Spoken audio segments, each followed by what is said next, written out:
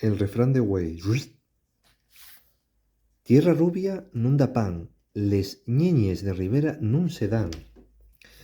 Neste caso, se refiere a un tipo de sustrato próximo a, bueno, arcilloso y próximo a la costa.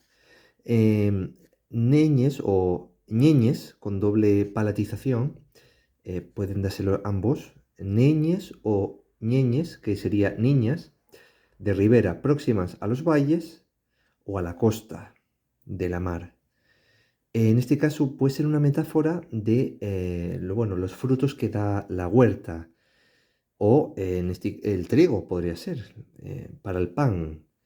Así que ese tipo de sustrato no sería muy favorable para el trigo. Relacionado con neño masculín, pues hay un tipo de embutido, esto si fuese en masculín, hay un tipo de embutido hecho con molleña de pan. Esto es la miga de pan, el interior del pan, y es un tipo de embutido que se fae para l'antroxio, para los eventos de carnaval. Y también hay un tipo de flor, Lotus corniculatus, que también se llama popularmente como zapatinos del Niño Jesús, zapatinos, que son como unas florines amarillas con una forma muy curiosa. Sí, sí.